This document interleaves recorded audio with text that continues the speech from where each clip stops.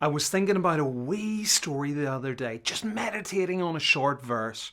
It says this: all were filled with the Holy Spirit, and they spoke in other languages as the Spirit enabled them. I thought that was fascinating. You see, this happens at the start of Acts chapter 2, where all the people were waiting, all Jesus' closest friends. Jesus had left to go to heaven and told them, wait, I'm going to send a helper.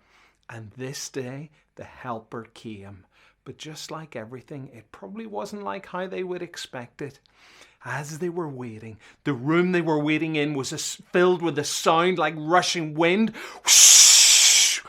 And then fire appeared, and tongues of fire came to rest on the men and people in the room's heads.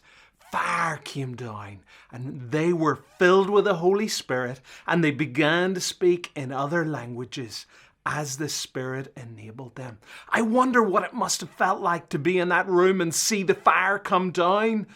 I wonder what they must have thought. Would they have thought, oh, I don't want this? Or would they have thought, yes, please? Well, they were filled with the Spirit, and they spoke in other languages. All the different people that were in Jerusalem, they spoke to them.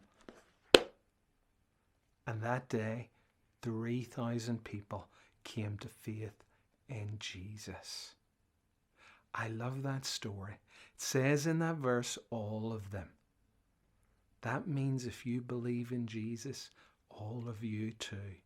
God gives you the same power to speak for Him, to share His story, and to share His hope.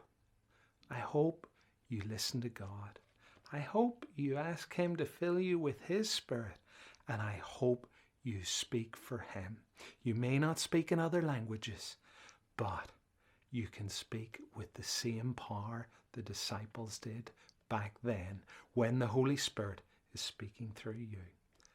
Thank you guys for listening. I hope you enjoyed this story. You can find it in Acts chapter 2.